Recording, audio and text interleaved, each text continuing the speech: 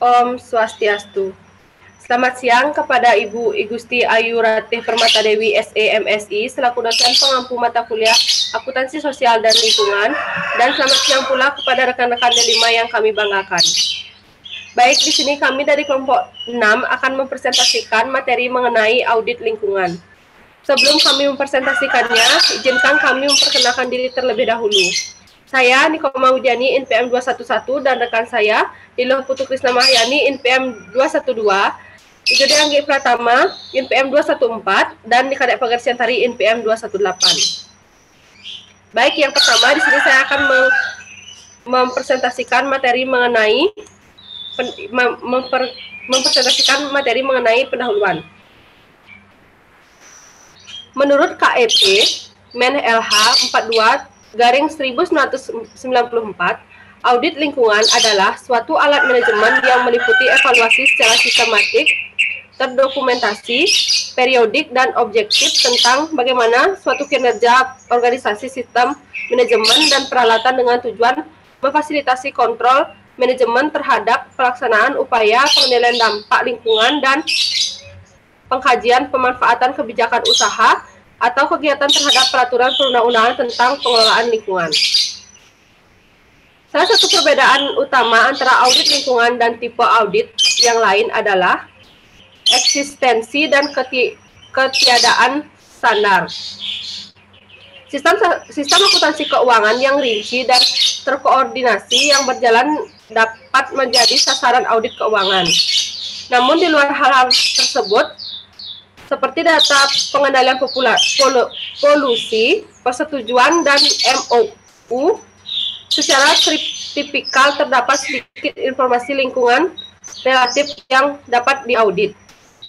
Dalam rangka pelestarian fungsi lingkungan hidup,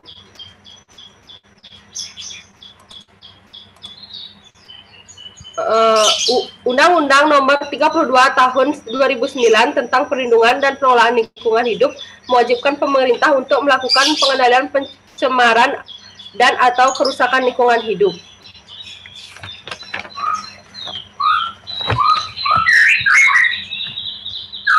Undang-Undang Nomor 32 Tahun 2009 mendefinisikan audit lingkungan hidup sebagai evaluasi yang dilakukan untuk menilai ketaatan penanggung-jawaban usaha dan atau kegiatan terhadap persyaratan hukum dan kebijakan yang ditetapkan oleh pemerintah.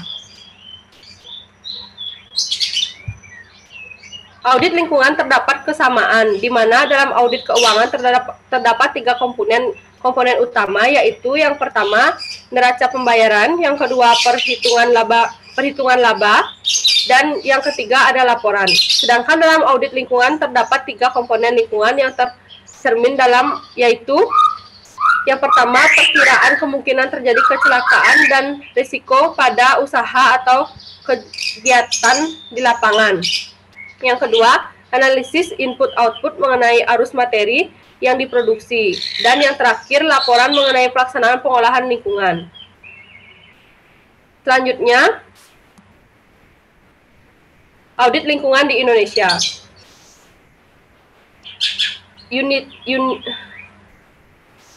US EPA mendefinisikan audit lingkungan sebagai suatu pemeriksaan yang sistematis, terdokumentasi, periodik, dan objektif berdasarkan aturan yang ada terhadap fasilitas operasi dan praktek yang berkaitan dengan penaatan kebutuhan lingkungan. Menurut Keputusan Menteri Lingkungan Hidup Nomor 42 Tahun 1994, audit lingkungan adalah suatu alat pengolahan yang meliputi evaluasi secara sistematik, terdokumentasi, periodik, dan objektif tentang kinerja organisasi. Pengawasan yang dikelola dapat berupa audit terhadap sistem pengelolaan itu sendiri. Dari audit lingkungan dapat diketahui apakah semua langkah yang diperlukan dalam melaksanakan sistem pengolahan lingkungan telah dijalankan dengan baik atau tidak, sehingga dapat diberikan rekomendasi yang perlu berdasarkan temuan yang ada untuk meningkatkan efektivitas dan efisiensi sistem pengolahan lingkungan. Baik, selanjutnya dipresentasikan oleh rekan saya.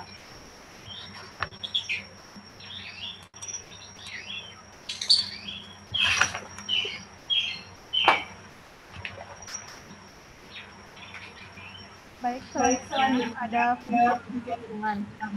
Yang pertama, upaya peningkatan ketaatan suatu usaha atau kegiatan terhadap peraturan perundang-undangan lingkungan, misalnya standar emisi udara, limbah cair, dan standar operasi lainnya. Yang kedua, dokumen suatu usaha atau kegiatan tentang pelaksanaan standar operasi prosedur atau SOP, pengelolaan dan pemantauan lingkungan termasuk rencana tanggap darurat, pemantauan dan pelaporan serta perencanaan perubahan pada proses dan peraturan. Yang ketiga, jaminan untuk menghindari perusakan atau kecenderungan kerusakan lainnya. Bukti keabsahan prakira dampak dan penerapan rekomendasi yang tercantum dalam dokumen AMDAL yang berguna dalam penyempurnaan proses AMDAL. Upaya perbaikan penggunaan sumber daya melalui penghematan penggunaan bahan, minimalisasi limbah, dan identifikasi kemungkinan proses daur ulang. Dan yang terakhir, upaya untuk meningkatkan tindakan yang telah dilakukan atau yang perlu dilaksanakan oleh suatu usaha atau kegiatan untuk memenuhi kepentingan lingkungan, misalnya pembangunan yang berkelanjutan, proses daur ulang, dan emisi penggunaan sumber daya alam. Selanjutnya berikut ini beberapa manfaat atau perusahaan atau organisasi dalam menjalankan audit lingkungan. Yang pertama, mengidentifikasi risiko lingkungan. Yang kedua, menjadi dasar bagi pelaksana kewajiban pengelolaan lingkungan atau upaya penyempurnaan rencana yang ada. Yang ketiga, menghindari kerugian finansial seperti penutupan atau pemberhentian suatu usaha atau kegiatan oleh pemerintah. Yang keempat, mencegah tekanan sanksi hukum terhadap suatu usaha atau kegiatan atau terhadap pimpinannya berdasarkan peraturan perundang-undangan yang berlaku. Yang kelima, membuktikan pelaksanaan pengelolaan lingkungan apabila dibutuhkan dalam proses peradilan. Yang keenam, meningkatkan kepedulian pemimpin atau penanggung jawab dan staf suatu badan, usaha, atau kegiatan tentang pelaksanaan kegiatannya terhadap kebijakan atau tanggung jawab. Keberhasilan pelaksanaan audit lingkungan sangat ditentukan oleh komitmen dan dukungan pemilik atau pimpinan perusahaan dengan memberikan kebebasan bagi pelaksana audit untuk mengkaji hal yang berpotensi menimbulkan dampak pada lingkungan. Sama halnya dengan audit lingkungan yang diperlukan untuk mengidentifikasi ada tidaknya kebocoran dalam pengelolaan keuangan suatu usaha. Aspek yang dikaji dalam audit lingkungan adalah yang pertama, aspek teknologi sebagai upaya untuk mengidentifikasi risiko dan meminimalisasi dampak kegiatan terhadap lingkungan, mengembangkan pendekatan preventif dan penyelesaian masalah suatu sumber dampak. Yang kedua, aspek manajemen dan organisasi pelaksana kegiatan sebagai upaya peningkatan efektivitas dan kinerja manajemen dalam mengatasi masalah lingkungan, kesehatan, dan keselamatan kerja. Yang ketiga, aspek administrasi sebagai upaya untuk meningkatkan dan pemanfaatan informasi yang dapat dipercaya serta menyempurnakan pengawasan internal terhadap informasi yang berkaitan dengan aspek lingkungan. Adapun beberapa peran audit dalam pembangunan adalah yang pertama, audit lingkungan merupakan perangkat manajemen yang mengelola lingkungan. Yang kedua, audit lingkungan merupakan upaya peningkatan ketaatan suatu usaha dan kegiatan terhadap peraturan perundang-undangan lingkungan. Yang ketiga, audit lingkungan dapat dijadikan bukti keabsahan rekomendasi AMDAL dan alat penyempurnaan dokumentasi AMDAL. Yang keempat, audit lingkungan merupakan upaya untuk meningkatkan tindakan yang telah dilakukan atau yang perlu dilaksanakan oleh usaha atau kegiatan untuk memenuhi kepentingan lingkungan. Baik, selanjutnya akan dipresentasikan oleh rekan saya. Baik, saya akan melanjutkan presentasi. Itu ada audit sebagai komponen manajemen lingkungan. Suatu sistem manajemen lingkungan merupakan metode untuk suatu organisasi untuk mencapai atau mempertahankan kinerja suatu tujuan yang telah ditetapkan dan sebagai tanggapan terhadap peraturan yang secara konsisten berubah sosial, keuangan, ekonomi, dan tekanan kompetitif dan risiko lingkungan. Suatu sistem manajemen lingkungan korporat memberikan manajemen dan dewan direksi pengetahuan, yaitu ada perusahaan menaati hukum dan peraturan lingkungan, kebijakan dan prosedur secara jelas didefinisikan dan diumumkan ke seluruh organisasi. Risiko korporat yang berasal dari risiko lingkungan dinyatakan dan berada di bawah pengendalian. Perusahaan mempunyai sumber daya dan staf yang tepat untuk pekerjaan lingkungan, menggunakan sumber daya tersebut dan dapat mengendalikan masa depan sumber daya tersebut. Sistem manajemen lingkungan terdiri dari beberapa fungsi, yaitu ada perencanaan, menetapkan tujuan, menentukan kebijakan, mendefinisikan prosedur, dan menetapkan anggaran program.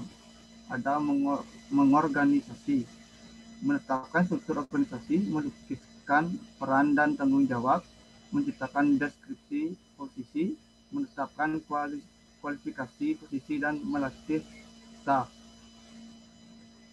Ada menuntun dan mengarahkan, mengkoordinasi, memotivasi, menetapkan prioritas, mengembangkan standar kinerja, mendelegasi, dan mengelola perubahan. Ada juga mengkomunikasikan, mengembangkan dan mengimplementasikan saluran komunikasi yang efektif dalam korporat, dalam divisi, dan dalam kelompok eksternal termasuk peraturan apabila sesuai. Dan yang terakhir ada mengendalikan dan menelaah, mengukur hasil, menyatakan kinerja, mendiagnosis masalah, mengambil tindakan korektif, dan secara sengaja mencari cara untuk belajar dari kesalahan masa lalu serta dengan demikian menciptakan perbaikan dalam sistem. Ada juga jenis audit. Audit lingkungan hidup ini ada yang bersifat wajib dan ada yang bersifat sukarela. Audit wajib dilakukan kepada usaha dan atau kegiatan tertentu yang berisiko tinggi terhadap lingkungan seperti petrokimia, kilang migas, dan PLTN. Audit ini harus dilakukan secara berkala. Penanggung jawab usaha dan atau kegiatan yang menunjukkan ketidaktaatan terhadap peraturan undang-undangan. Sedangkan audit lingkungan hidup yang bersifat sukarela dapat dilaksanakan oleh penanggung jawab usaha sebagai alat pengelolaan dan pemantauan lingkungan yang bersifat internal, yang didasarkan pada dokumen lingkungan hidup atau sistem manajemen lingkungan yang dimiliki. Apabila penanggung jawab usaha ingin mempublikasikan laporan hasil audit lingkungan, maka audit lingkungan tersebut harus dilakukan oleh auditor lingkungan hidup eksternal. Auditor lingkungan hidup terdiri atas ada auditor lingkungan hidup perorangan dan auditor lingkungan hidup yang tergabung dalam lembaga penyediaan jasa audit lingkungan hidup. Kompetensi auditor lingkungan hidup yang dapat melaksanakan audit lingkungan hidup adalah auditor yang mempunyai sertifikat auditor lingkungan hidup.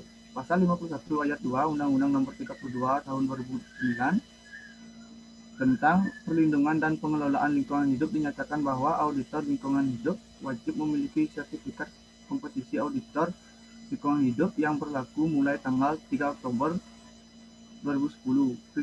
Kriteria untuk memperoleh sertifikasi auditor lingkungan hidup meliputi kemampuan yang pertama memahami prinsip, metodologi, dan tata laksana audit lingkungan hidup.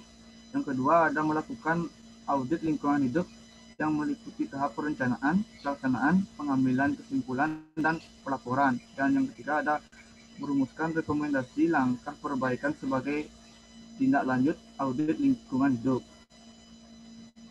Sertifikasi kompetensi dilaksanakan oleh lembaga sertifikasi kompetisi auditor lingkungan hidup yang ditunjuk oleh Menteri LH. Sertifikat kompetensi auditor lingkungan hidup yang meliputi kegiatan, penilaian kompetensi, dan penerbitan sertifikat kompetensi. Penilaian kompetensi dilakukan dengan menggunakan data atau informasi yang meliputi latar belakang pendidikan, pelatihan di bidang audit lingkungan hidup, pengalaman kerja di bidang lingkungan hidup, pengalaman melakukan audit lingkungan hidup. Penilaian kompetensi dan persyaratan sertifikasi kompetensi ditetapkan oleh Lembaga Sertifikasi Auditor Lingkungan Hidup dengan persetujuan Menteri. Penerbitan sertifikasi kompetensi auditor lingkungan hidup dilakukan setelah lulus penilaian kompetensi. Sertifikat kompetensi dilaksanakan oleh LSK Lingkungan Hidup yang ditunjuk oleh Menteri LH. Kriteria untuk memperoleh sertifikat kompetensi auditor lingkungan hidup meliputi kemampuan untuk memahami prinsip, metodologi, dan tata laksana audit lingkungan hidup, melakukan audit lingkungan hidup yang meliputi tahapan perencanaan, pelaksanaan, pengambilan kesimpulan, dan merumuskan rekomendasi langkah perbaikan sebagai tindak lanjut audit lingkungan hidup.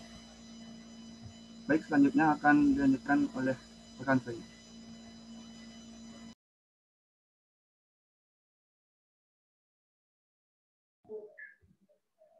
Baik, di sini saya akan mempresentasikan materi tentang tata cara audit lingkungan dan kegunaan audit lingkungan. Tata cara audit lingkungan. Peraturan Menteri Lingkungan Hidup Nomor 17 Tahun 2010 menyatakan bahwa tata cara audit lingkungan diatur dalam Peraturan Menteri. Namun, sampai dengan pertengahan tahun 2011, belum diterbitkan. Walaupun demikian, pedoman umum pelaksanaan audit lingkungan telah diatur dalam Keputusan Menteri Lingkungan Hidup sebelumnya, yaitu Keputusan Menteri Lingkungan Hidup Nomor 42 Tahun 1994. Kepmen ini mengamanatkan agar audit lingkungan dapat memberikan informasi mengenai pertama, sejarah atau rangkaian suatu usaha atau kegiatan, zona dan kerusakan lingkungan di tempat usaha atau kegiatan tersebut, pengelolaan dan pemantauan yang dilakukan, serta isu lingkungan yang terkait. Yang kedua, perubahan ranah lingkungan sejak usaha atau kegiatan tersebut didirikan sampai waktu terakhir pelaksanaan audit. Yang ketiga, penggunaan input dan sumber daya alam, proses bahan dasar, bahan jadi, dan limbah termasuk pelaksanaan audit. Yang keempat, ada identifikasi penanganan dan penyimpangan bahan kimia, B3, serta potensi kerusakan yang mungkin timbul. Yang terakhir, efektivitas alat pengendalian pencemaran seperti ditunjukkan dalam laporan inspeksi, perawatan, uji emisi, uji rutin, dan lain-lain. Keputusan Menteri Lingkungan Hidup Nomor 42 Tahun 1994 menyatakan bahwa audit lingkungan mempunyai karakteristik dasar sebagai berikut. Pertama, ada metodologi komprehensif untuk menjamin pengumpulan data dan informasi yang dibutuhkan serta dokumentasi dan pengujian informasi tersebut. Yang kedua, ada konsep pembuktian dan pengujian. Tim audit harus melakukan pemeriksaan lapangan secara langsung untuk membuktikan semua data dan informasi yang diperolehnya. Ketiga, ada pengukuran dan standar yang sesuai. Audit lingkungan yang harus membandingkan kinerja usaha atau kegiatan dengan standar yang sesuai dengan usaha atau kegiatan dan proses produksi yang diaudit. Yang keempat, ada laporan tertulis. Laporan audit harus berupa laporan tertulis yang menyajikan hasil temuan yang akurat dengan dilandasi oleh bukti-bukti kompeten dan terdokumentasi. Keputusan Menteri Lingkungan Hidup Nomor 42 Tahun 1994 mengatur pedoman umum pelaksanaan audit lingkungan antara lain meliputi tata laksana. Tata laksana audit merupakan suatu rencana yang harus diikuti oleh auditor untuk mencapai tujuan audit yang diharapkan. Tata laksana audit ini diperlukan agar pelaksanaan dan pelaporan audit dapat dilaksanakan secara konsisten. Tata laksana audit yang umum digunakan antara lain daftar isian, checklist, daftar pertanyaan, dan pedoman. Yang berikutnya pelaksanaan audit meliputi tahapan-tahapan. Pertama ada pendahuluan. Yang kedua, pra-audit. Yang ketiga, kegiatan lapangan yang meliputi pertemuan pendahuluan, pemeriksaan lapangan, pengumpulan data, pengujian, evaluasi hasil temuan, pertemuan akhir, dan pasca audit. Selanjutnya, kegunaan audit lingkungan. Pada awalnya, audit lingkungan digunakan untuk mendapatkan gambaran tentang perilaku korporasi terhadap status lingkungan, dampak, dan upaya pengendaliannya. Selanjutnya, jika korporasi mulai dituntut untuk mengendalikan dampak lingkungan, audit lingkungan menjadi alat untuk pentaatan terhadap regulasi internal maupun eksternal. Keuntungan dan kerugian audit lingkungan. Program audit dapat bersifat menguntungkan dan merugikan. Pada sisi yang positif, program audit dapat menghasilkan sejumlah keuntungan yang berarti, termasuk diantaranya. Yang pertama, ada menimbulkan pentaatan yang lebih baik. Dengan melakukan audit lingkungan, maka manajer perusahaan akan menjadi lebih taat akan peraturan yang standar yang berlaku. Yang kedua, menimbulkan lebih sedikit kemajuan. Dengan adanya audit lingkungan ini, maka segala sesuatu yang ada di lokasi perusahaan terpantau secara baik, sehingga jika ada hal yang menyimpang atau kurang tepat dapat diketahui sedini mungkin. Yang terakhir, menimbulkan lebih sedikit denda dan gugatan. Dengan adanya program audit, maka diharapkan bahwa perusahaan berjalan atau dioperasikan sesuai dengan peraturan dan standar yang berlaku, sehingga dapat menghindari denda akibat kelalaian, pengoperasian, dan gugatan dari pihak yang bersengketa. Sekian presentasi dari kelompok kami. Jika ada yang kurang jelas, kami buka dengan sesi tanya jawab.